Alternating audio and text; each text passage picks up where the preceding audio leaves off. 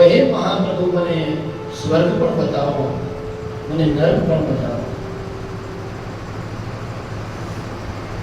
ભગવાન નારાયણ કહે છે કે દીકરા, આજે તારે વાર છે, તારી ઉંમર નાની છે, તું ક્યાં સ્વર્ગ જોઈશ, ક્યાં નર્ક જોઈશ. પણ છતાંય આ દીકરો માનવા તૈયાર નથી કે ના, જો તમે પ્રગટ થયા હોય મારી ભક્તિથી તો એ નારાયણ મને સ્વર્ગ પણ બતાવો અને નર્ક પણ બતાવો. ત્યારે ભગવાન કહે છે, નારાયણ કે બોલ, ચલો હું રાજી થાઉં, તને સ્વર્ગ પણ બતાવું, નર્ક પણ બતાવું, પણ પહેલું શું જોવું છે? હું તમને બધાને કહું કે આપણે પહેલું શું જોવું છે? સ્વર્ગ જોવું છે કે નર્ક જોવું છે? પણ આ દીકરાએ ઊંધું માંગ્યું કે ભયંકર જે વેદનાઓ થતી હોય ને એ પહેલા જોઈ લેવી. અને નર્ક માંગ્યું કે પ્રભુ મને તમે પહેલા નર્કના દર્શન કરાવો. ભગવાન નારાયણ નર્કમાં એને લઈ જાય છે.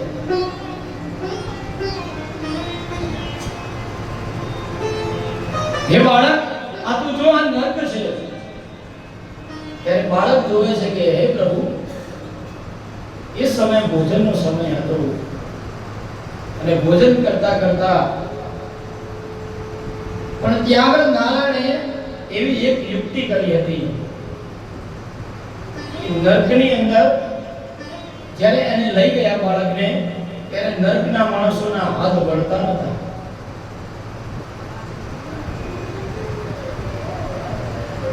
આ નર્કની અંદર ભગવાને ખાવાનું ઘણું બધું આપ્યું છે,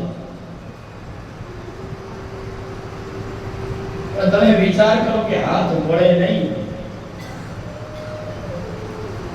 તો તમે ખાઈ કેવી રીતે શકો? આ નર્કમાં રહેલા તમામે જીવો એ દુખી છે. બાળકને ખબર પડી ગઈ કે આને સાચું નર્ક કહેવાય. પછી બાળકે ભગવાનને વિનંતી કરી કે હે પરમાત્મા, મને હવે સ્વર્ગ બતાવો. ત્યારે પરમાત્મા નારાયણ એને સ્વર્ગમાં લઈ જાય છે. પણ અહીંયા સ્વર્ગના લોકો ખૂબ બુદ્ધિશાળી છે. અહીંયા શરતો ઓલા જેવી જ છે કે આમના પણ હાથ વળતા નથી સ્વર્ગમાં પણ સ્વર્ગમાં રહેલા લોકોની બુદ્ધિ બહુ સારી છે. અહીંયા પણ ભોજનનો સમય છે, ખાવાનું ઘણું બધું છે, પણ સ્વર્ગમાં લોકો કેવી રીતે ખાય છે ખબર છે? આમ લઈ અને સામ સામે એકબીજાને ખવડાવે છે. સાહેબ,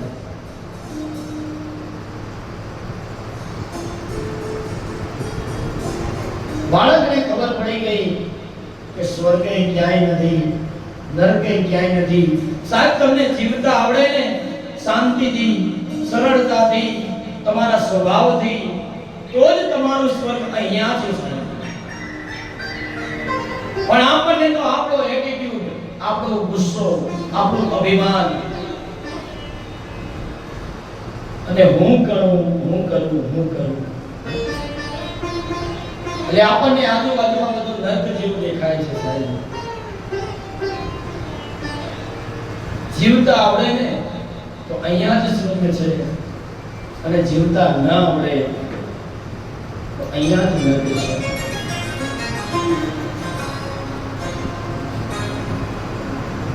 આ ધુંધુકારી ખૂબ પાપ કર્યા હોવાથી નરકની યાતના ભોગવી રહ્યો છે.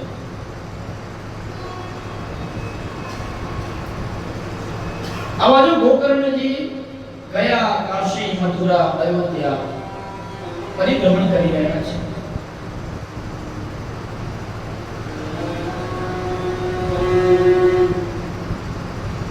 ગોકર્ણજીએ ગયાદીની અંદર જઈ અને એના પોતાના માતા પિતાનું પણ પિંડદાન ત્યાં કર્યું છે.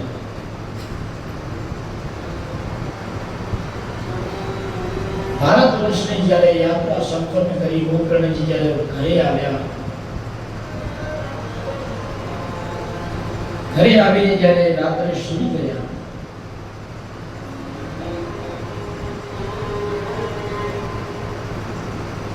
ત્યારે ભયાનક અવાજ કરતો એક વૃક્ષની ઉપર કોઈ મહાકાય પુરુષ બેઠો હોય. આવા ભયાનક અવાજોથી આ ગોકર્ણજીની એકદમ આંખ જે નિંદ્રામાં હતી એ નિંદ્રા એની તૂટી ગઈ, આંખ ખુલી ગઈ. ગોકર્ણજી વિચાર કરે છે કે આ વારંવાર અવાજ ક્યાંથી આવે છે, કોણ છે મારી આજુબાજુ, કેમ દેખાતું નથી? ત્યારે ગોકર્ણજીએ જળની અંજલિ લઈ હાજરી અંદર અને જ્યાંથી અવાજ આવે છે ત્યાં આગળ પાણી છાટ્યું કે હે જે જીવાત્મા કોઈ પણ સ્વરૂપે હોય, પ્રેત સ્વરૂપે હોય તો પ્રગટ થા.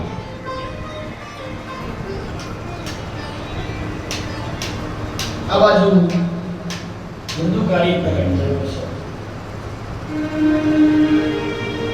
હવે હાથ જોડે છે ગોકર્ણજીને કે હે ગોકર્ણ, મને તો આ મને યોનિમાંથી તું મુક્ત કર. મને કારણ કે પરમાત્માએ મનુષ્ય જીવ આપ્યો, મને માણસ બનાવ્યો.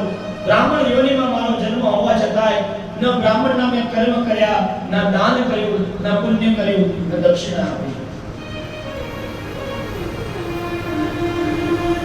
આપણે સાહેબ મંદિર મહાદેવના બહાર જઈએ છીએ ને, ત્યાં આગળ બધા ભિખારી બેઠા હોય છે, ખબર છે બધાને? એ બધા કોણ છે તમને ખબર છે?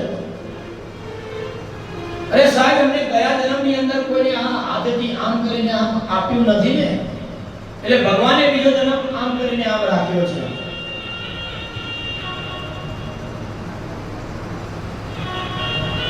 એટલા માટે અહીંયાથી એક સંકલ્પ કરીને જજો સાહેબ કે તમને પરમાત્માએ આપ્યું છે ને, તો હાથ આપણો આમ રાખવો અને પરમાત્માને કહેવું કે હે નારાયણ, મારો હાથ આમ કોઈ દિવસ ન રાખો.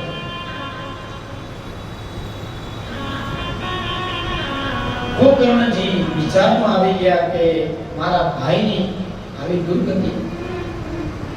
અરે મેં ગયાજીમાં જઈને શ્રાદ્ધ કર્યું, પિંડ દાન કર્યા, છતાં પણ તમારી મૃત્યુ નથી થઈ.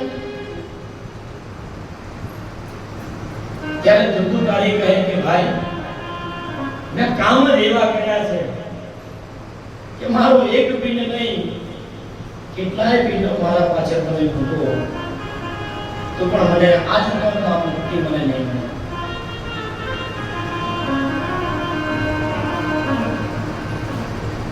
બંને ભાઈઓ પરસ્પર વાત કરે છે કે તારી આવી ગતિ કેવી રીતે થઈ?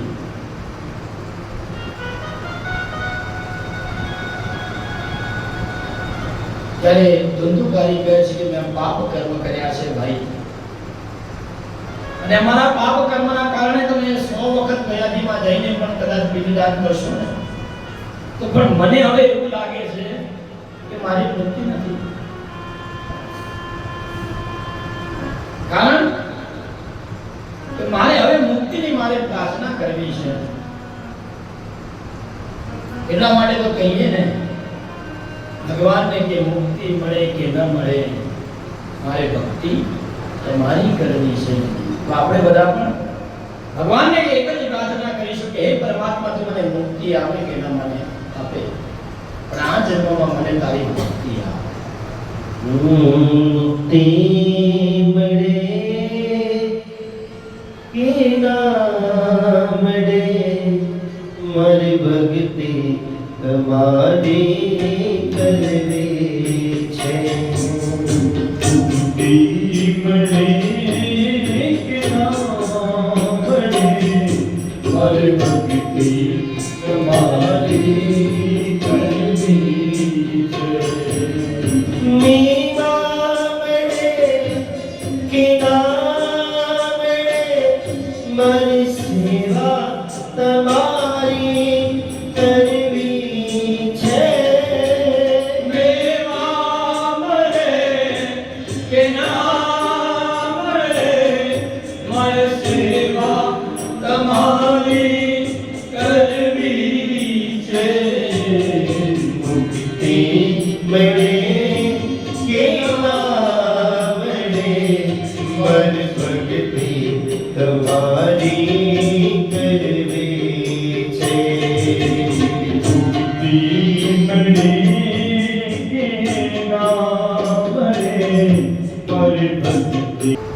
તો હે મહાપ્રભુ, મને સ્વર્ગ પણ બતાવો, મને નર્ક પણ બતાવો.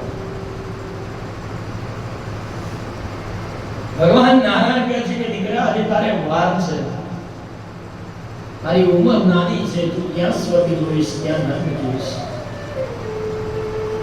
પણ છતાંય આ દીકરો માનવા તૈયાર નથી કે ના, જો તમે પ્રગટ થયા હોય મારી ભક્તિથી, તો હે નારાયણ, મને સ્વર્ગ પણ બતાવો અને નર્ક પણ બતાવો. ત્યારે ભગવાન કહે છે, નારાયણ કે બોલ, ચલો હું રાજી થાઉં, તને સ્વર્ગ પણ બતાવું, નર્ક પણ બતાવું, પણ પહેલું શું જોવું છે? હું તમને બધાને કહું કે આપણે પહેલું શું જોવું છે? સ્વર્ગ જોવું છે કે નર્ક જોવું છે? પણ આ દીકરાએ ઊંધું માંગ્યું કે ભયંકર જે વેદનાઓ થતી હોય ને એ પહેલા જોઈ લેવી. અને નર્ક માંગ્યું કે પ્રભુ, મને તમે પહેલા નર્કના દર્શન કરાવો. ભગવાન નારાયણ નર્કમાં એને લઈ જાય છે.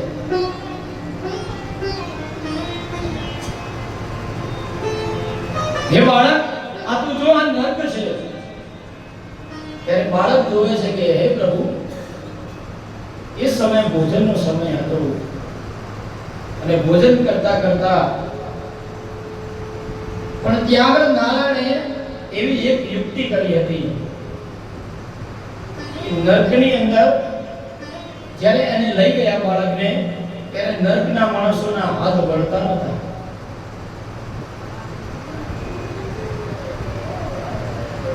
આ નર્કની અંદર ભગવાને ખાવાનું ઘણું બધું આપ્યું છે, પણ તમે વિચાર કરો કે હાથ વળે નહીં તો તમે ખાઈ કેવી રીતે શકો?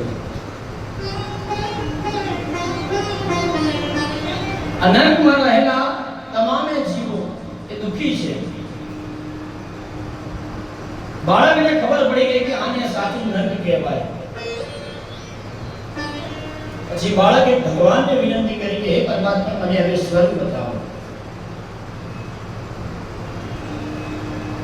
ત્યારે પરમાત્મા નારાયણ એને સ્વર્ગમાં લઈ જાય છે. પણ અહીંયા સ્વર્ગના લોકો ખૂબ બુદ્ધિશાળી છે. અહીંયા શરતો ઓલા જેવી જ છે કે આમના પણ હાથ વળતા નથી સ્વર્ગમાં પણ સ્વર્ગમાં રહેલા લોકોની બુદ્ધિ બહુ સારી છે. અહીંયા પણ ભોજનનો સમય છે, ખાવાનું ઘણું બધું છે, પણ સ્વર્ગમાં લોકો કેવી રીતે ખાય છે ખબર છે? આમ લઈ અને સામ સામે એકબીજાને ખવડાવે છે. સાહેબ,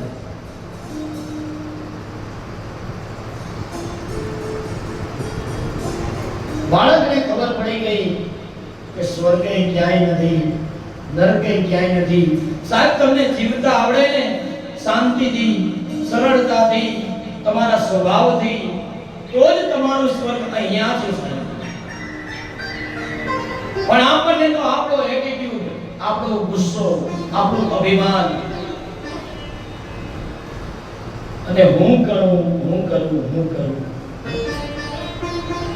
એટલે આપણને આજુબાજુમાં બધું નર્ક જેવું દેખાય છે. સાહેબ,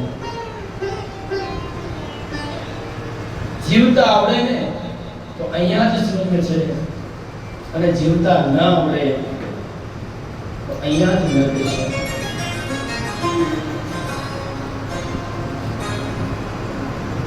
આ ધુંધુકારી ખૂબ પાપ કર્યા હોવાથી નરકની યાતના ભોગવી રહ્યો છે.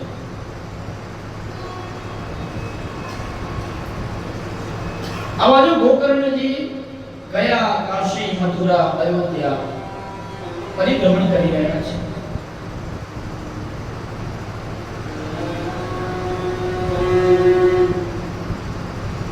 ગોકર્ણજીએ ગયાદીની અંદર જઈ અને એના પોતાના માતા પિતાનું પણ દાન ત્યાં કર્યું છે.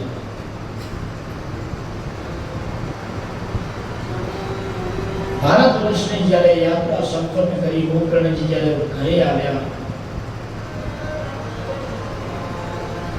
ઘરે આવીને જ્યારે રાત્રે સૂઈ ગયા,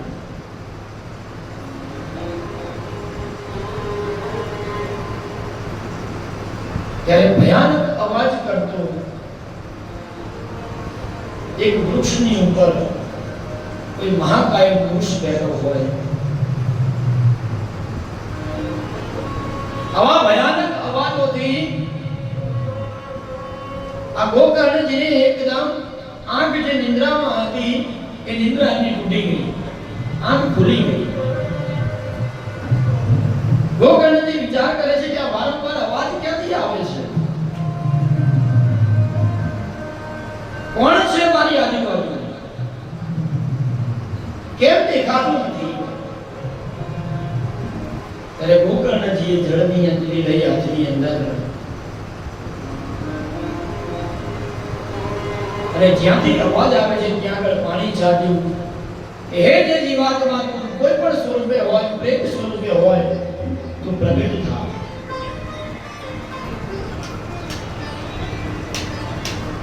આ બાજુ ધુંધુકારી પ્રગટ થયો છે. હવે હાથ જોડે છે ગોકર્ણજીને કે હે ગોકર્ણ, મને તો આ મને યોનિમાંથી તું મુક્ત કર. મને કારણ કે પરમાત્માએ મનુષ્ય જીવ આપ્યો, મને માણસ બનાવ્યો, બ્રાહ્મણ યોનિમાં મારો જન્મ હોવા છતાંય ન બ્રાહ્મણના મેં કર્મ કર્યા, ન દાન કર્યું, ન પુણ્ય કર્યું, ન દક્ષિણા આપી. આપણે સાહેબ મંદિર મહાદેવના બહાર જઈએ છીએ ને, ત્યાં આગળ બધા ભિખારી બેઠા હોય છે, ખબર છે બધાને? એ બધા કોણ છે તમને ખબર છે? અરે સાહેબ, એમને ગયા જન્મની અંદર કોઈને આ હાથથી આમ કરીને આમ આપ્યું નથી ને, એટલે ભગવાને બીજો જન્મ આમ કરીને આમ રાખ્યો છે.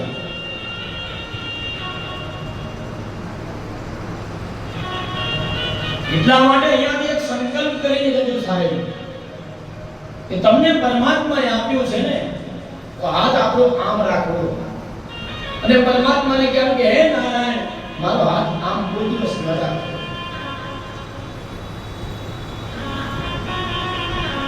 ગોકર્ણજી વિચારમાં આવી ગયા કે મારા ભાઈની આવી દુર્ગતિ, અને મેં ગયાજીમાં જઈને શ્રાદ્ધ કર્યું, પિંડ દાન કર્યા, છતાં પણ તમારી મૃત્યુ નથી થઈ. ત્યારે ધુંધુકારી કહે કે ભાઈ, મેં કામ જ એવા કર્યા છે કે મારો એક પિંડ નહીં, કેટલાય પિંડો મારા પાછળ તમે મૂકો તો પણ મને આ જન્મમાં મુક્તિ મને નહીં મળે.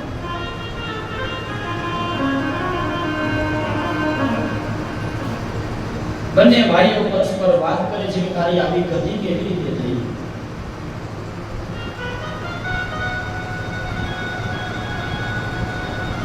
ત્યારે ધુંધુકારી કહે છે કે મેં પાપ કર્મ કર્યા છે ભાઈ, અને અમારા પાપ કર્મના કારણે તમે 100 વખત ગયાજીમાં જઈને પણ કદાચ પિંડદાન કરશો ને, તો પણ મને હવે એવું લાગે છે કે મારી મૃત્યુ નથી. કારણ કે મારે હવે મુક્તિની મારે પ્રાર્થના કરવી છે.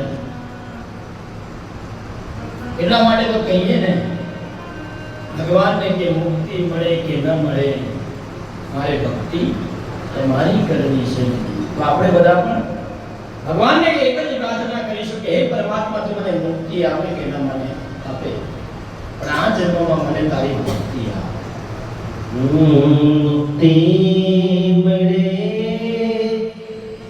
કે ના મળે, મારી ભક્તિ તમારી કરવી છે. મુક્તિ મળે કે ના મળે, મારી ભક્તિ તમારી કરવી છે. મીના મળે કે ના મળે, મારી સેવા તમારી કરવી છે. મેવા મળે કે ના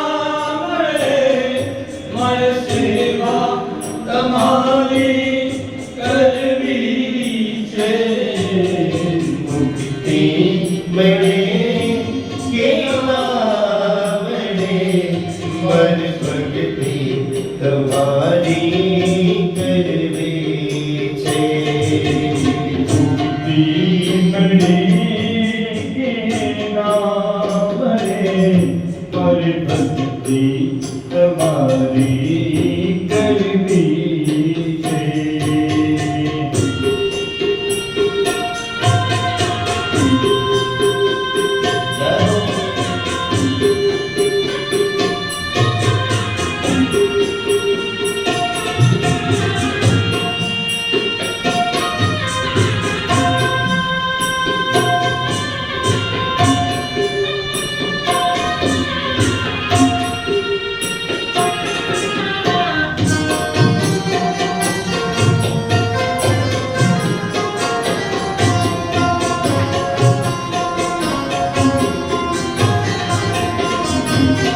માર કંઠ મધુરા ન હોય ભલે, માર સુર બેસુરો ન હોય ભલે.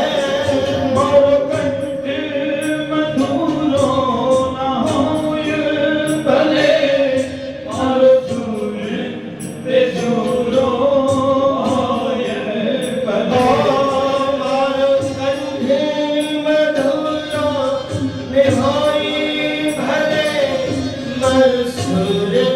બેસુરો ન હોય ભલે. શબ્દો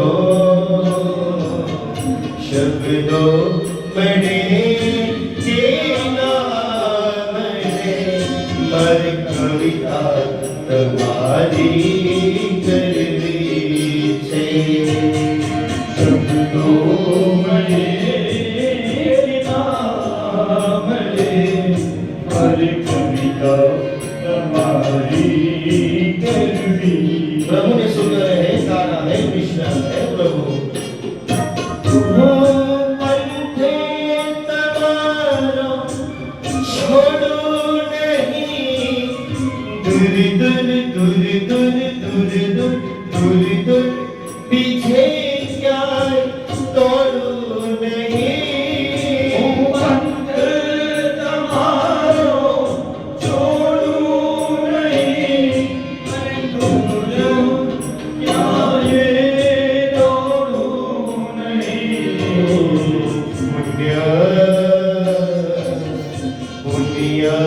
मणे के नाम मर पूजा तुम्हारी करवी છે.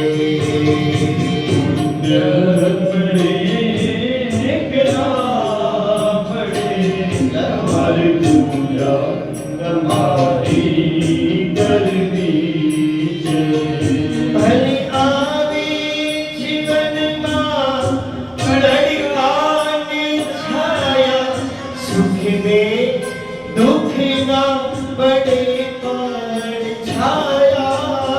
आवे जीवन मां तड़का छाया, सुख दुख ना बड़े पर छाया.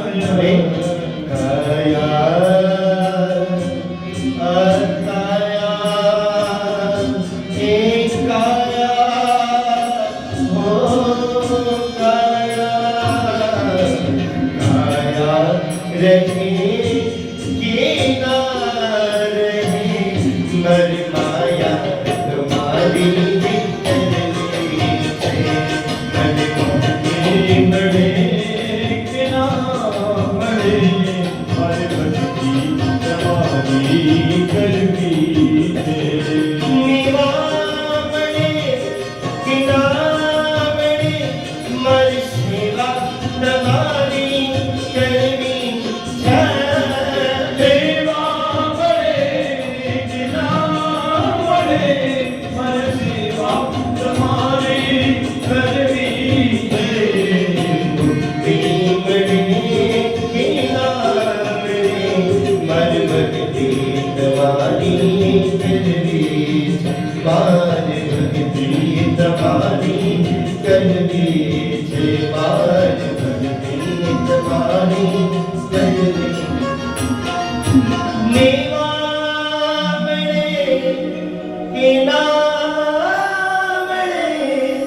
મારી સેવા તમારી કરવી છે. મુક્તિ મળે આપણે બધાએ ગમો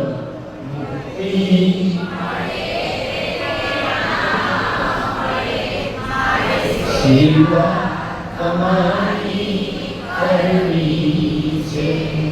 ભગવાન પાસે માંગો આટલું. ગોકર્ણજી વિચારમાં પડી ગયા કે હવે આને મારે મુક્તિ કેવી રીતે અપાવવી. થોડોક સમય માંગ્યો છે ભાઈ પાસે કે ધુંધુકારી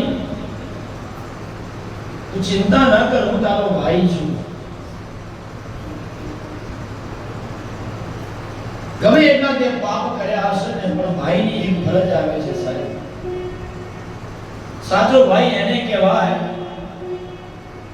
કે પોતાના એક ભાઈની મદદ કરે.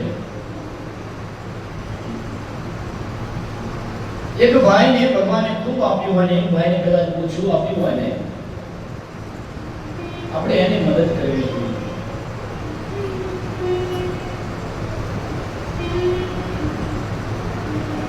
ત્યાં ગોકર્ણજી સંધ્યાનો સમય છે,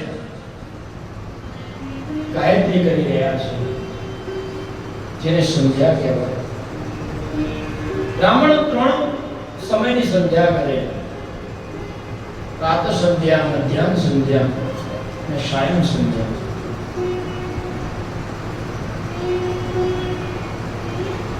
ગોકર્ણજી સંધ્યા કરી રહ્યા છે, ભગવાનનું તપ કરી રહ્યા છે. અસ્ત થતા સૂર્યનારાયણને પ્રાર્થના કરી કે હે સૂર્યનારાયણ, મેં કદાચ અમારા દેહથી સાચી કદાચ ગાયત્રી કરી હોય તો હે ભુવન ભાસ્કર, હે સૂર્યનારાયણ, તમે મને પ્રકાશમય કરો, તેજોમય કરો. મારે મારા ભાઈની મુક્તિ કેવી રીતે કરવી?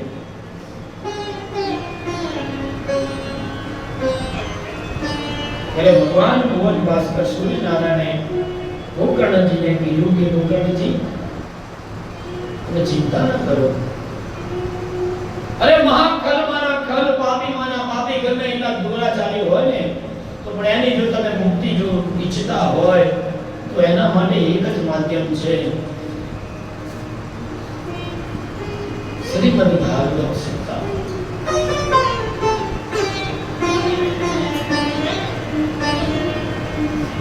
આ સપ્તાહ ગમે એવો તમારો ભાઈ દુરાચારી હશે, ગમે એવો પાપી હશે, તો એની મુક્તિ નિશ્ચિત છે.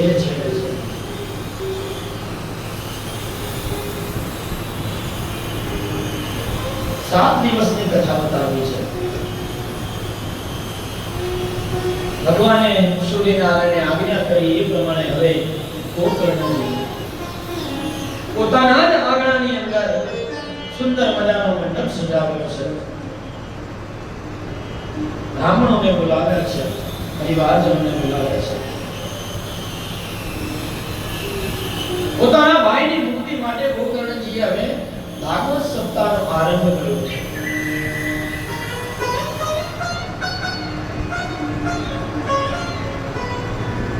અને આ સપ્તાહના બરાબર વ્યાસપીઠના જોડે એક લીલો માસ ઉભો કરી દીધો છે.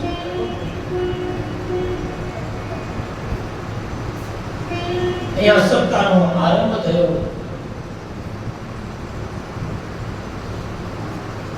સપ્તાહનો પ્રથમ દિવસ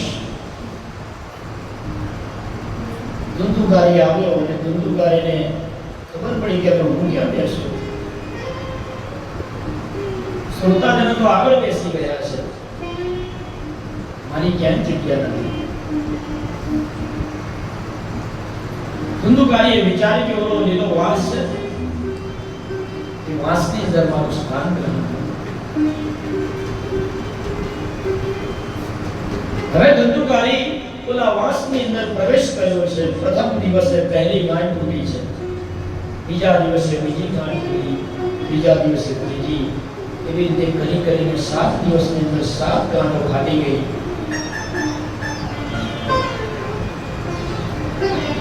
આ બાજુ ધુંધુકારી હવે ગોકર્ણજીને કહે છે કે ભાઈ તે મારી મુક્તિ કરાવી છે, આ સપ્તદિન સાધ્ય ભાગવત સપ્તાહ મને એવું લાગી રહ્યું છે કે મારી મુક્તિ થઈ ગઈ છે.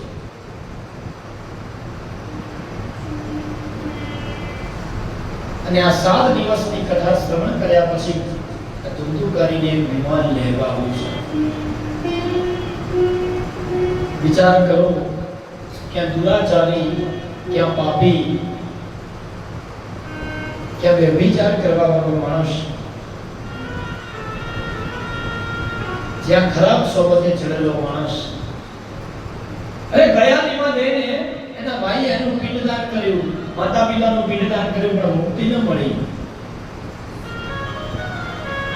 પણ આ 7 દિવસની કથાથી એને મુક્તિ મળી છે. અને મુક્તિ મળી તો એટલું જ નહીં, જીવનમાં સાહેબ કંઈ નતું કર્યું, પણ 7 દિવસની કથા કરીને સાંભળી, અને સાંભળ્યા પછી ભગવાન નારાયણે પોતાનું વિમાન લેવા મોકલ્યું કે જાઓ આ વિમાનની અંદર આ મહાપાપી આ ખલ છે, આ ધુંધુકારીને એમાં બેસાડીને તમે મારા નિજ ધામમાં લઈને આવો.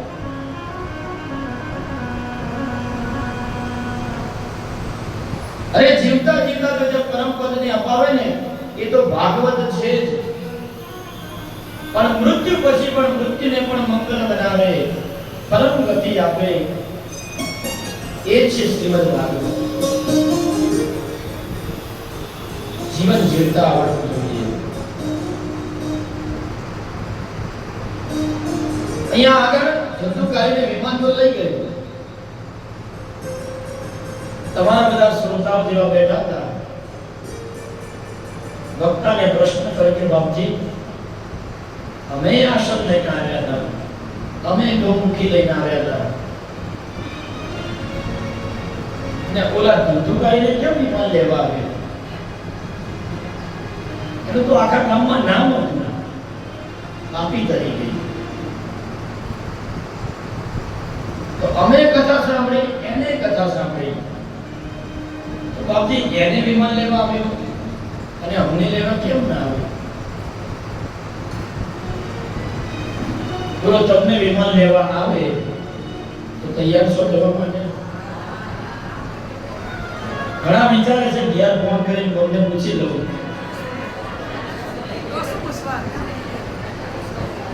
પણ ચિંતા ના કરો, તમને વિમાન લેવા નહીં આવે.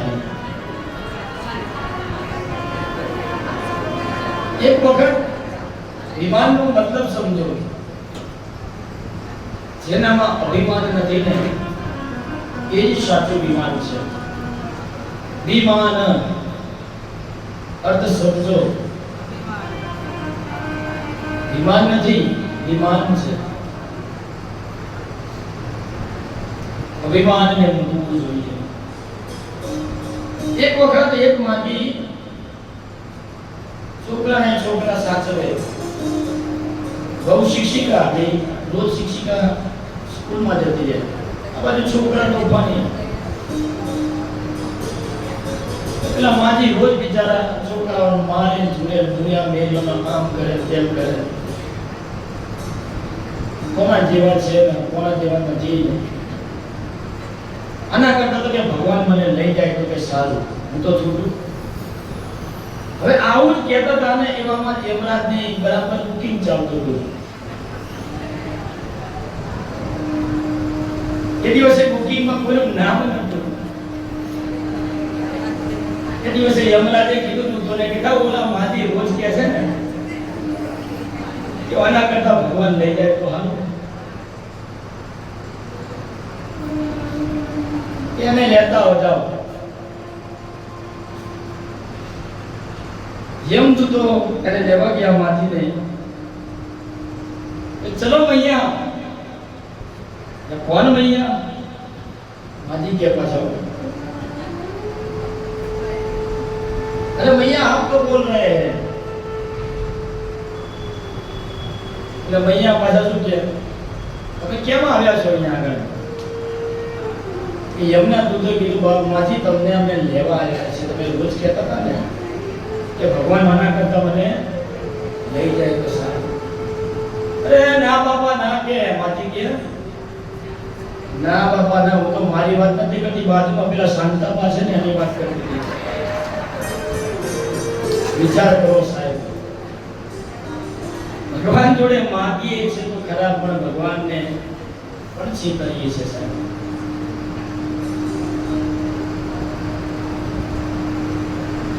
અહીંયા ધુંધુકારીને વિમાન લઈ જાય છે. ભાગવત શ્રવણ કરવાનું એટલું મહત્વ બતાવ્યું છે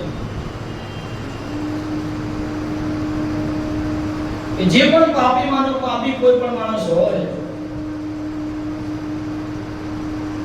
કચ્છની ધરાની અંદર તુરલ દેવીએ જાડેજાને કીધું હતું, ભર દરિયાની અંદર જ્યારે નાવ ડૂબતું જોયું ત્યારે તુરલ દેવી એક જ વાત કીધી કે હે જાડેજા, અરે ડૂબવું છે કે તરવું છે?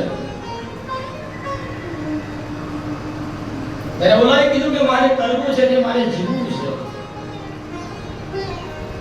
તારે જો જાડેજા જીવવું હોય ને તો તુરંત કહે કે મારી એક વાત સાંભળ, તે કેટલા પાપ કર્યા છે તું ભૂલી જા.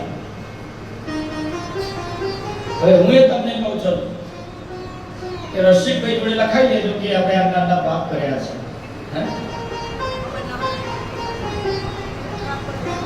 ત્યારે જાડેજાએ કીધું કે હે સંધી, હે તુરલ દેવી, જેટલા જેટલા માથાના વાળ છે ને એટલા મેં પાપ કર્યા છે. ત્યારે અત્યારે કચ્છની અંદર પૂજાય છે. ભાગવત શ્રવણ કરવાનું મહત્વ બતાવ્યું છે. હવે શ્રોતા કેવા હોવા જોઈએ, વક્તા કેવા હોવા જોઈએ?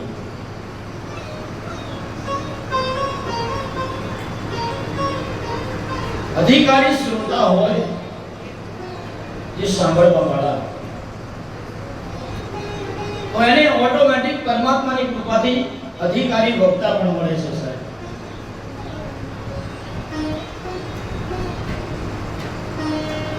શ્રોતા એક આસને મેં ગઈકાલે કહ્યું હતું, ગૌમુખી માળા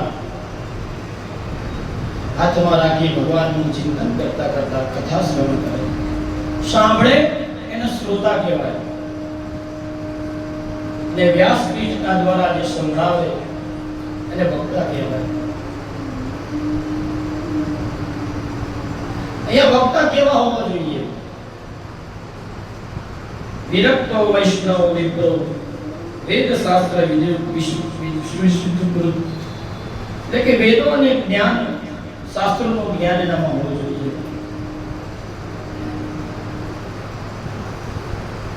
આ પીઠ ઉપર બેસી અભ્યાસની પીઠ, વક્તા એવું ન વિચારું કે મને શું મળશે. શાસ્ત્રમાં એવું કીધું કે વક્તા તો બ્રાહ્મણ હોવો જોઈએ, વિરક્ત હોવો જોઈએ.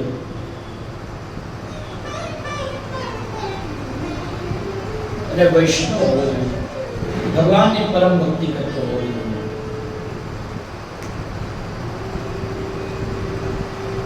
ખરેખર તો બને ત્યાં સુધી 7 દિવસ સુધી સત્પુરી પણ ન થવાય. વક્તા અને શ્રોતાના ગુણધર્મો બતાવ્યા છે. યમ નિયમનું પાલન કરવું જોઈએ વક્તાએ અને શ્રોતાએ પણ. કથાનો આરંભ થાય એ પહેલા શ્રોતાઓએ આવી જવું, કથા વિરામ થાય, વક્તા જ્યારે જાય પછી જ આપણે જવું.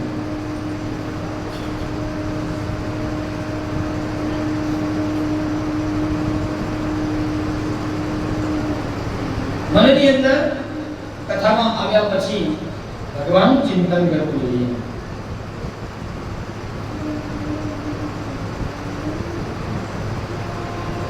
આ વક્તા ભાગવતજીની અંદર એવું કીધું કે બ્રાહ્મણ જ હોવું જોઈએ. અત્યારે કલિયુગની અંદર ગમે તે જ્ઞાતિના વ્યાસપીઠ ઉપર પારાયણો કરે છે, ભાગવત પારાયણ, શિવ પુરાણ, દેવી ભાગવત. અરે સાહેબ, તમે ગમે તે જ્ઞાતિમાં જન્મો તો તમે સાધુ બની શકો. તમે પટેલ હોય તો કદાચ કોઈ પણ ભગવાનની તમે દીક્ષા લઈને તમે સાધુ બની શકો.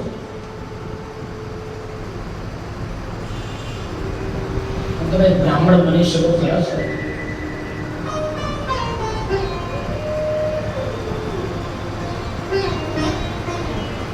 વક્તા અધિકારી એ બ્રાહ્મણ છે. માત્ર જન્મથી નહીં, બ્રાહ્મણ કર્મથી પણ બ્રાહ્મણ હોવો જોઈએ. કર્મકાંડ, યજમાન વૃત્તિ, યજમાનના ઘરે જઈ સાચું જ્ઞાન આપવું, આ બ્રાહ્મણોના નિયમો બતાવ્યા છે.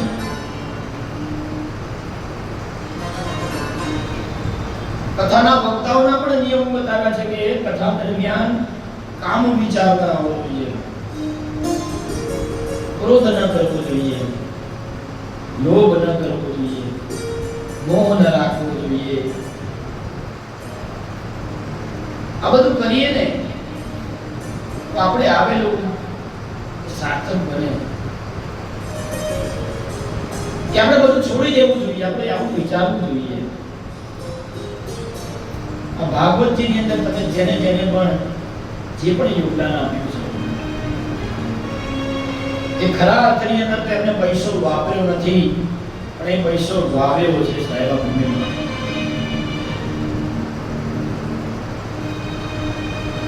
જે પણ જેને યોગદાન આપ્યું હોય, ધર્મ તો આજે પણ છે, કાલે પણ છે, અને આપણો ધર્મ સનાતન હવે પણ રહેવાનો છે.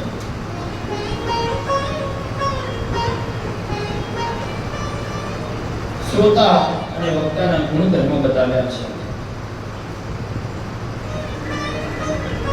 ઉપવાસનું આમાં મહત્વ બતાવ્યું છે કે બની શકે તો ઉપવાસ કરવો.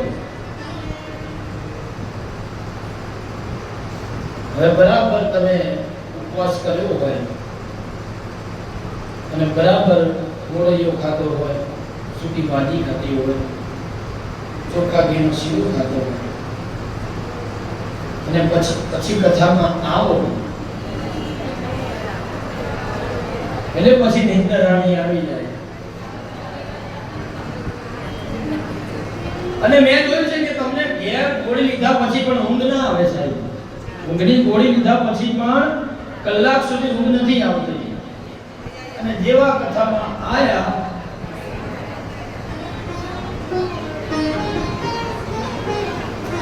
તરત જોડે ચડી જાય. સાહેબ આવો તમે કથામાં આવીને સુવો, મારી છૂટ છે તમને. કથામાં આવી અને જોકું આવે સાહેબ. પણ કદાચ એ જોકાની અંદર તમારી એક આંખનો ઝબકારો થઈ જાય અને એક શબ્દ પણ તમારા કદાચ કાને પડી જાય સાહેબ, તો કથા આપણી સાંભળેલી એ સાર્થક ગણાય. એટલા માટે નિંદર રાણી કથામાં આવે છે. ખબર છે તમને? આંખોના પલકારા ઉપર આવીને બેસી જાય કે આને મારે હવે કથા સાંભળવા દેવી નથી. કાકા હતા, કાકા જોડે બહુ પૈસો.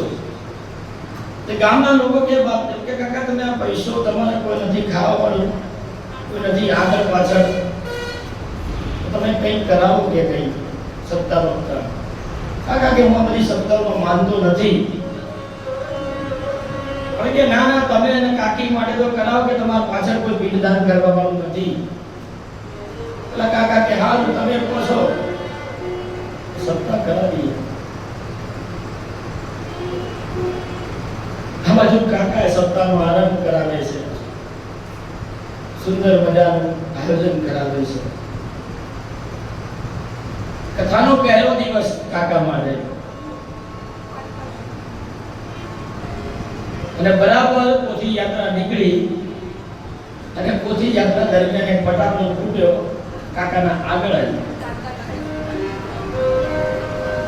કાનમાં સીટી વાગી ગઈ, બે કાન બંધ.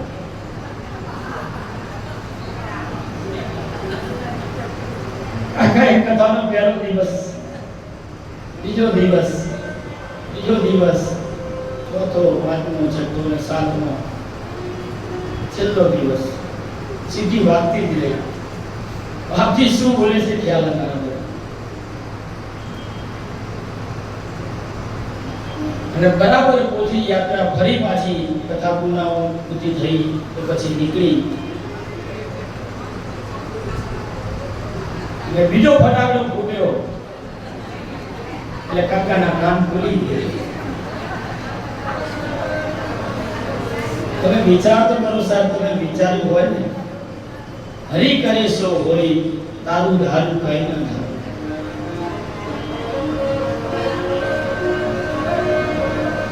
એટલે આમાંથી ઘણાના મારા જોડે આધાર કાર્ડ આવ્યા હતા.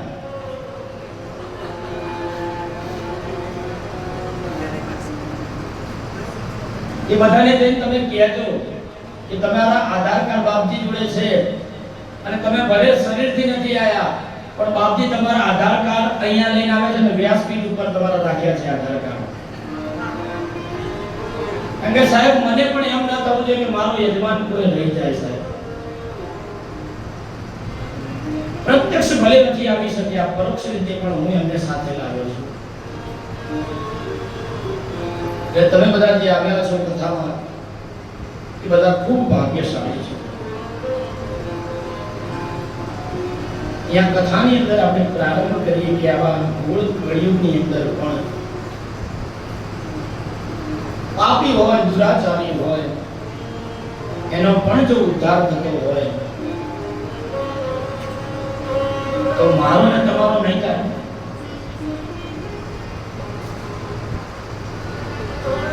દ્વાપર યુગની સમાપનની તૈયારી હતી.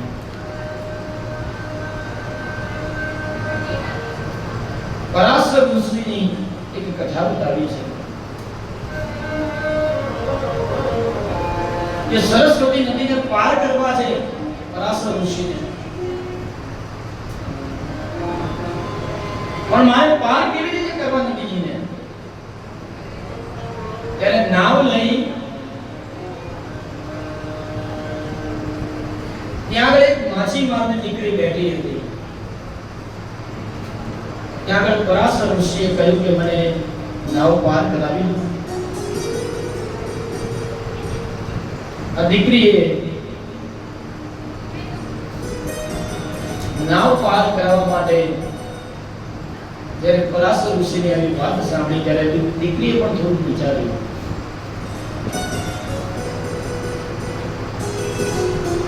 સંધ્યાનો સમય છે, કોઈ આજુબાજુ નથી, હું સ્ત્રી છું, હું દીકરી છું અને આ ઋષિ છે. પણ છતાંય દીકરીએ મનમાં વિચાર કર્યો કે સાધુ છે, ઋષિ છે, એમને હું લાવું નદીથી હું જરા એમને પાર કરાવી દઉં. નદી પાર કરતા હતા આ માછીમારની દીકરી જ્યાં આગળ નાવ લઈને બેઠી હતી, વચ્ચોવચ્ચ જ્યારે એ નાવ મધ્યમાં ઊભી રહી ત્યારે પરમાત્માની તમે લીલા જુઓ છે. આ ઋષિ હોવા છતાં પરાશર ઋષિના મનમાં કામ વાસના ઉત્પન્ન થઈ અને આ કામ વાસનાના હિસાબે પોતાનો મનનો જે વેગ હતો એ રોકી ન શક્યા અને માછીમારને દીકરીનો હાથ પકડી ભોગ ભોગવ્યો છે.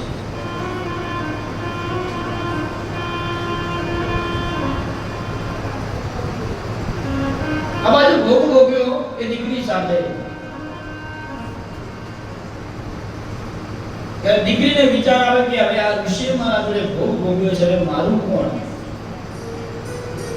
મારે કોઈને શું જવાબ આપવાનો? કોઈને પૂછે. અરે પરાશર ઋષિ કહ્યું કે તું ચિંતા ન કર, હું તારા દ્વારા જે સંતાન થશે એનો પિતા હું જ કહેવાઈશ. આ પરાશર ઋષિ એવું કહે છે કે તમારા દ્વારા જે પણ દીકરો ઉત્પન્ન થશે એ દીકરો 4 વેદનો જાણકાર હશે. આ દીકરીનું નામ હતું નસ્યગંધા, જેનું નામ બીજું સત્યવતી હતું. દીકરી મનમાં વિચારે છે કે હવે મારું કોણ? ઋષિ સાથે ભોગ ભોગ્યો અને સંતાન પણ થશે. એ સંતાન વેદોનો જાણનાર પણ થશે.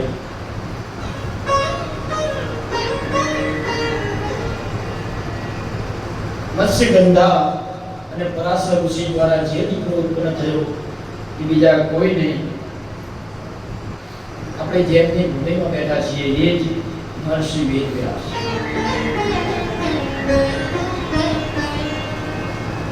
1,00,000 મંત્રોનો વિસ્તાર મહર્ષિ વેદવ્યાસજીએ કર્યો છે. મહર્ષિ વેદવ્યાસે 4 વેદ લખ્યા છે.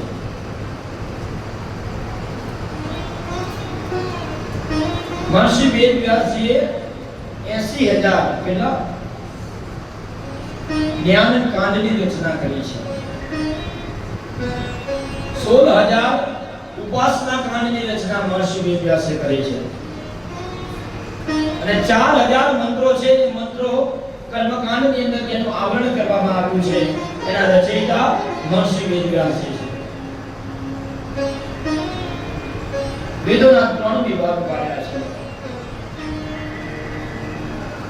વેદોનો જે 4 વેદો બતાવ્યા છે એ 4 વેદ કયા કયા? ઋગ્વેદ, યજુર્વેદ, સામવેદ અને અથર્વવેદ.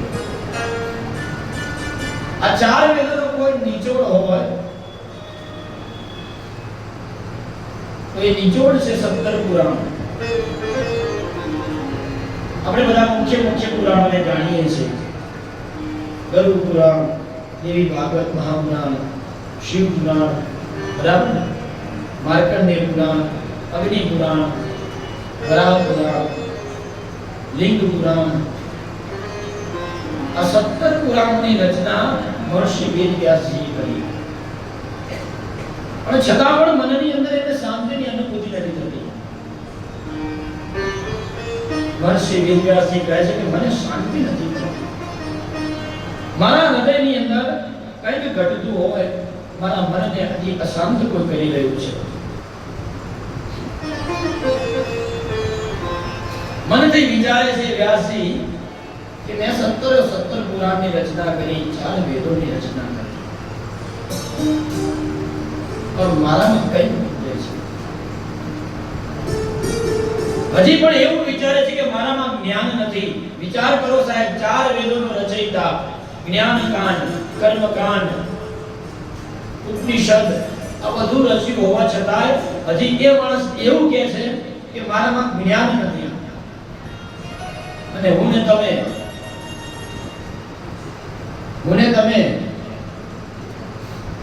2 ચોપડી વાંચી લીધી હતી.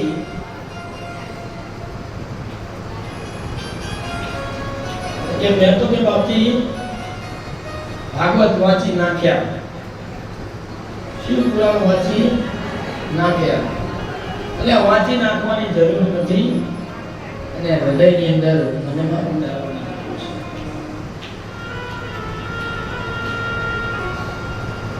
જ્યારે તમને મનની અંદર વિચાર આવે, દુઃખ લાગે,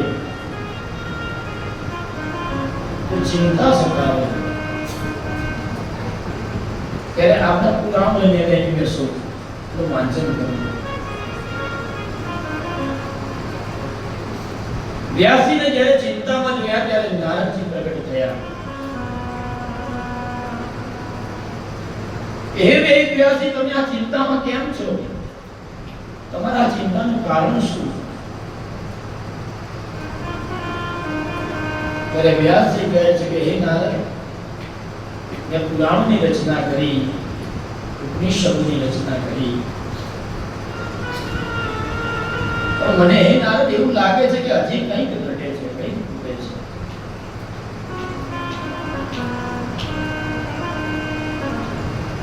નારદજી કહે કે તમે ચિંતા ન કરો વ્યાસજી, મારા પિતાજીએ મને એક 4 શ્લોકનું ભાગવત આપ્યું છે. ભાગવતજી ખરેખર 4 શ્લોકનું છે, જેને ચતુશ્લોકી ભાગવત કહેવાય. તમે એને લો અને અને એનું નિરૂપણ કરો, એની અંદર કંઈક ઉમેરો અને 18મા પુરાણની તમે વેદવ્યાસજી રચના કરો.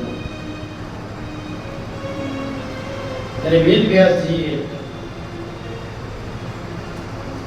આ 4 શ્લોક લઈ જે ચતુશ્લોકી ભાગવત કહેવાય એનું નિરૂપણ કરી એની અંદર શ્લોક અને બધું ઉમેરતા 18,000 શ્લોક વાળું એક ભાગવતની રચના કરી છે. આવો જયકાર કરીએ. બોલે શ્રી ભાગવત મહાપુરાણ કી જય. આ ભાગવતજીની અંદર 12 સ્કંદ છે. કેટલા સ્કંદ છે? 18,000 શ્લોક છે અને 43 પ્રકરણ છે અને 335 અધ્યાય છે.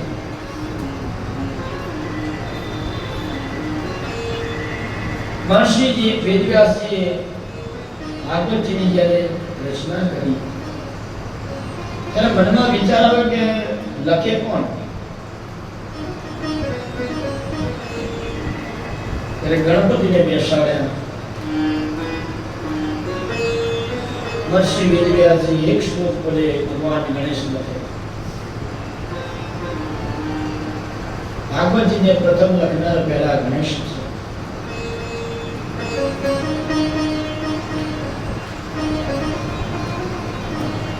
અહીં આગળ હવે મહર્ષિ વેદવ્યાસજી વિચારે છે કે હવે આનો પ્રચાર કેવી રીતે કરવો. મારે પુત્ર હોય તો હું આનો પ્રચાર કરી શકું. ત્યારે મહર્ષિ વેદવ્યાસજીએ ભગવાન શિવની તપસ્યા કરી છે. ભગવાન શિવજી પ્રસન્ન થયા અને વરદાન આપ્યું કે બોલો વ્યાસજી, તમારે શું જોઈએ છે? ત્યારે મહર્ષિ વેદવ્યાસજી એક જ વસ્તુ માંગી કે હે ભગવાન, તમે મારા આગળ દીકરો બનીને આવો. ભગવાન મહાદેવજી કે હું જો તમારા ઘરે આવી જાઉં તો ઘેર મારે હાજે હિસાબ આપવો પડે પાર્વતીજી. પણ મહર્ષિ તમે ચિંતા ન કરો, હું તમારા ચિંતાનું સમાધાન કરીશ. આ બાજુ ભગવાને વરદાન આપ્યા. મહર્ષિ વેદવ્યાસજી આશ્રમમાં ગયા. બરાબર આ બાજુ ભગવાન ભોળાનાથમાં ભવાનીને કથા કરી રહ્યા છે, જેને અમર કથા કહેવાય. કદાચ મને આ વાત નહીં સાંભળી.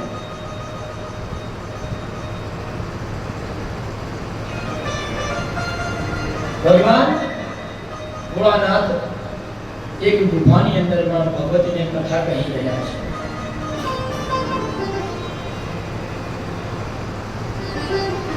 પણ રસ્તામાં જ્યારે ભગવાન શિવ અને પાર્વતી જતા હતા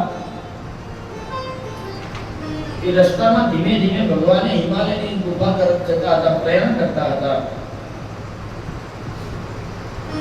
ભગવાને એવું વિચાર્યું કે અમર કથા છે, મને સંભળાય નહીં. એટલે રસ્તામાં જતા જતા પોતાના ભાલ ઉપરથી ચંદ્રને જે સ્થાન ઉપર મૂક્યો તે સ્થાન છે ચંદનવાડી. 4 ધામની યાત્રા કરવા જાઓ, અમરનાથની યાત્રાની અંદર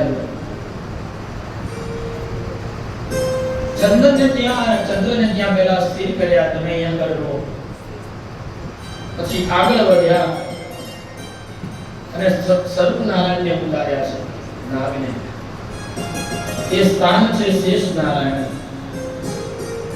અને પછી ગુફાની અંદર જ્યારે પ્રવેશ કર્યો છે ત્યારે ભગવાન શિવે પણ ભવાનીને પ્રાર્થના કરી કે હે ભવાની, હે નારાયણ, હું તને કથા તો કહું પણ હું આંખો બંધ કરીને કથા કહીશ.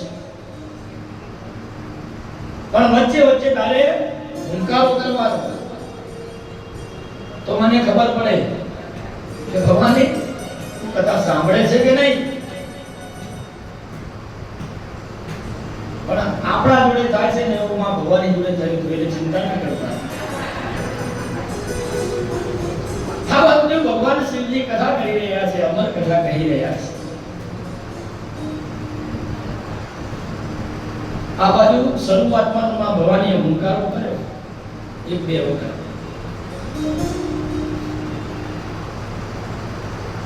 અને પછી માં ભવાનીને નિંદર આવી ગઈ.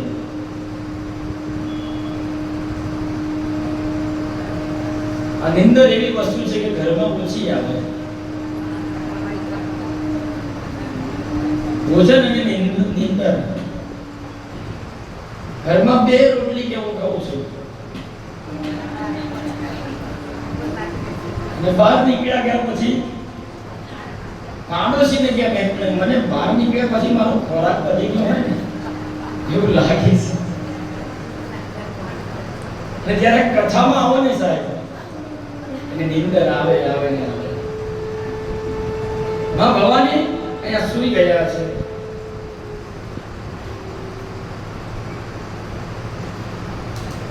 બરાબર આ ગુફાની અંદર જે ગુફા છે અમરનાથની ગુફા, ત્યાં આગળ માં ભવાની તો સૂઈ ગયા છે. ઉપર છે ને, ઉપર તમે ગમે એવું બોલો ને તમારા સામે તમને જવાબ આપે છે. ઉપરને સંસ્કૃતમાં શું કહેવાય?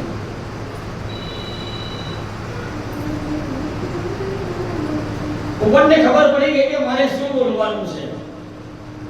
આ બાજુમાં ભવાની હુંકારો કરતા હતા એવું ઉપરને સાંભળી લીધું. એટલે પછી માં ભવાની જ્યારે સૂઈ ગયા ત્યારે હુંકાર આપવાનું શરૂ કર્યું. કોણે? ઉપરને. આ બાજુ ભગવાન શિવજી તન્મય બનીને અમર કથા કરી રહ્યા છે. પણ પછી ખબર પડી, આંખ ખુલી કે આ તો ભવાની તો સૂઈ ગયા છે.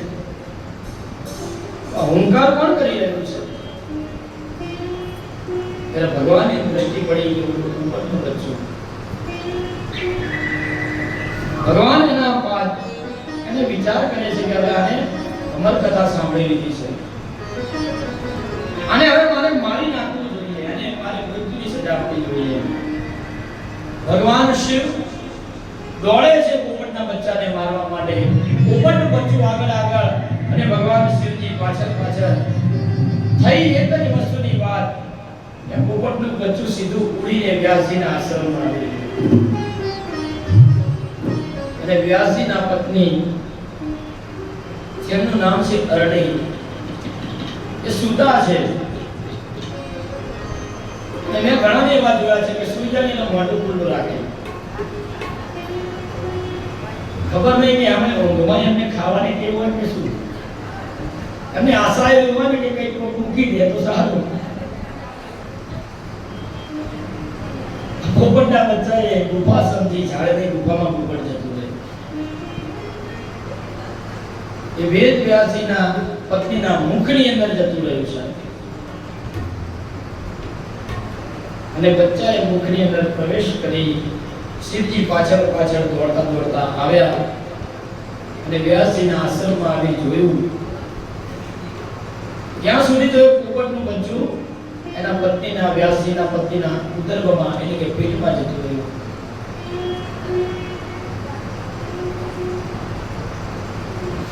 આ બાજુ ભગવાને કહ્યું કે હવે તો મેં આને વરદાન આપવું છે એક બાજુ, કે હું નહીં પણ મારા જેવો તને સંતાન થશે.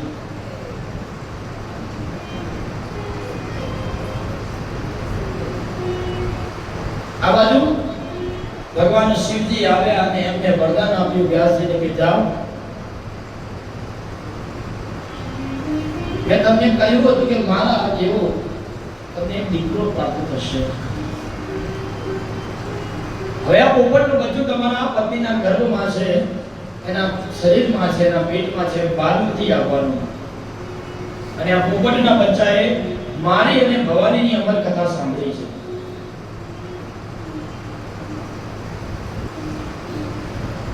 માટે તમે ચિંતા ન કરશો વ્યાસજી, તમારો દીકરો ખૂબ તપસ્વી હશે, આ સંસારની માયાને નાખશે નહીં. यहाँ सुखदेवजीની વાર્તા કહે છે કે સુખદેવજી એ વ્યાસજીના પુત્ર છે. એ પોપટનું બચ્ચું એ વ્યાસજીના જે ગર્ભમાં, જે પેટમાં આવ્યું હતું, એ પેટમાં આવી અને એક સ્વરૂપ ધારણ કર્યું અને 16 વર્ષ સુધી એ માના ગર્ભમાં રહ્યા છે.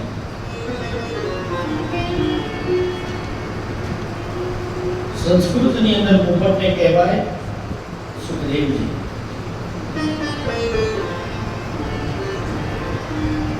સોળ વર્ષ થયા તો પણ માના ગર્ભમાં છે. પિતાજી કહે વ્યાસજી કે હવે દીકરા બહાર નીકળો, આ સંસાર તમારે જોવો નથી.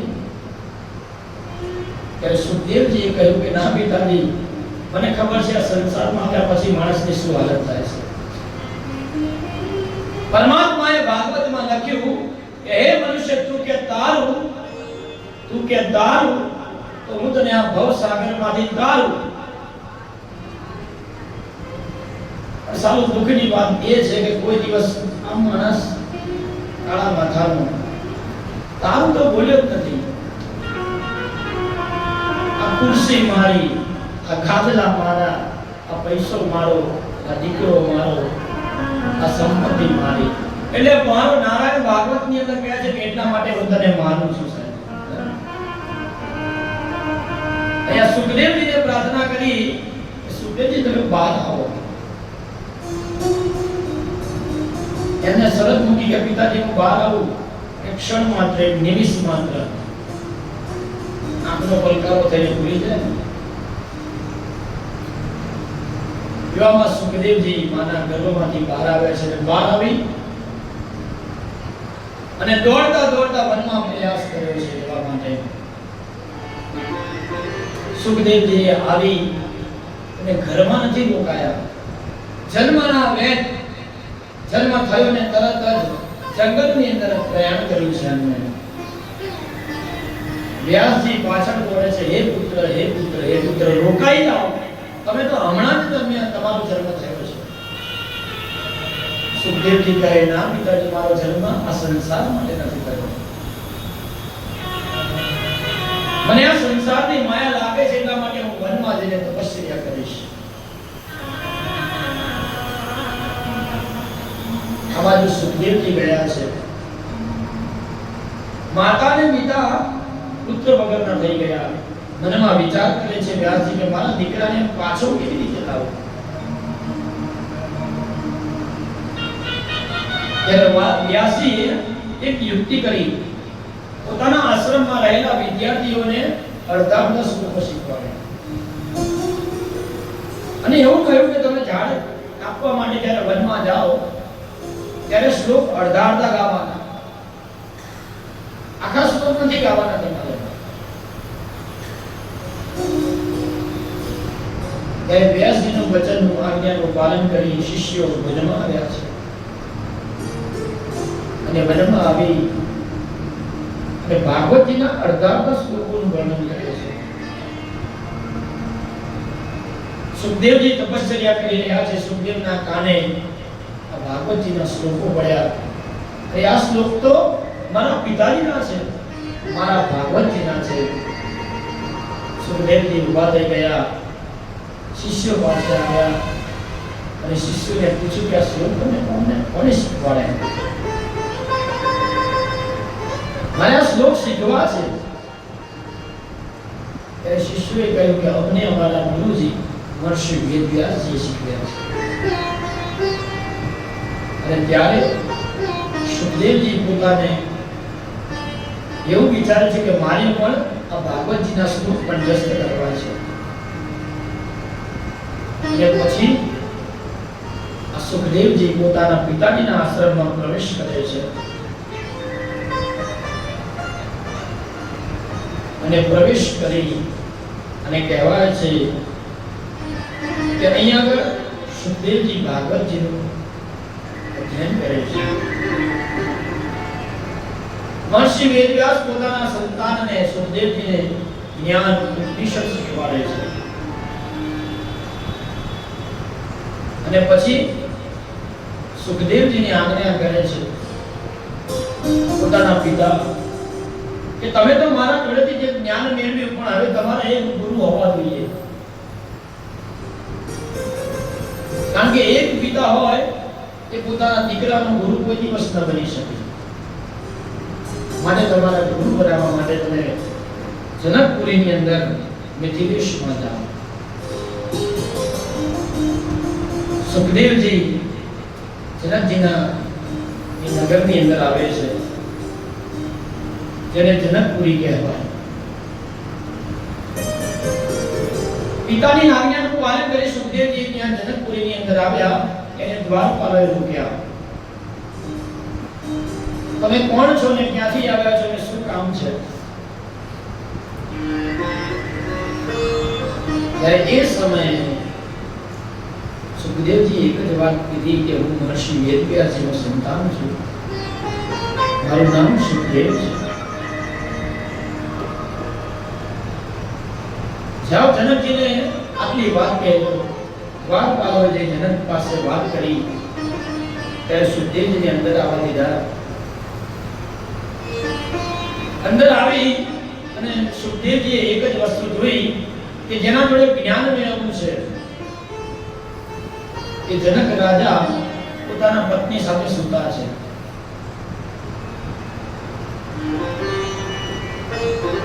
સુખદેવજીને વિચાર બદલાઈ ગયો છે કે હું જેના જોડે જ્ઞાન મેળવવા આવ્યો છું એ તો એમની પત્ની જોડે સૂવે છે.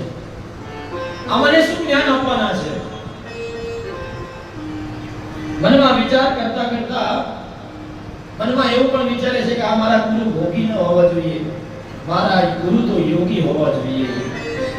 અને આંખો બંધ કરતા કરતા જ્યારે બહાર નીકળવા જાય છે ત્યારે એમનું માથું, પહેલાના દરવાજા નાના હતા, માથું નીચું કરીને જવું પડતું. ત્યારે સુખદેવજીનું માથું એક ઉપરનું કહેવાય છે કે દરવાજાના ઉપર ભટકાય છે અને ઉપર ભટકાય છે. અંદર રહેલા જનક રાજા એમ કહે છે કે અરે સુખદેવજી, તમારું માથું ભટકાઈ ગયું છે, શાંતિથી ચાલો, જરા જોઈને તો ચાલો. સુખદેવજીના કાને આ શબ્દ સાંભળ્યા અને સુખદેવજીએ તરત નિર્ણય કર્યો કે મારા બીજું કોઈ ગુરુ ન હોવા જોઈએ, મારા ગુરુ જનક જ હોવા જોઈએ કે જે મને રસ્તામાં જતા જતા મને ઠોકર વાગી તો પણ એમના અંદરના રૂમની અંદર જો એમને કદાચ જ્ઞાન થયું હોય તો એમનામાં જ્ઞાન કેટલું હશે. અત્યારે તો આપણા જીવનમાં આપણે ગમે એને ગુરુ બનાવી લઈએ, ગમે તે ગુરુ બનાવીને ગમે તેની કંઠી પહેરાવી લઈએ. પણ સાહેબ, ગુરુ બનવા માટે તમારા અંદર જ્ઞાન હોવું જોઈએ. એટલા માટે તમારા જીવનમાં એક ગુરુ બનાવો. અને જેના જીવનમાં કોઈ ગુરુ નથી એનું જીવન જ દુર્ગુરુ ગણાય સાહેબ. ગુરુ ગોવિંદ દોનો ખડે કાકો લાગુ ભાઈ, બલિહારી પ્રભુ આપકી ગોવિંદ દિયો બતાય. એવા ગુરુને આવો આપણે યાદ કરીએ.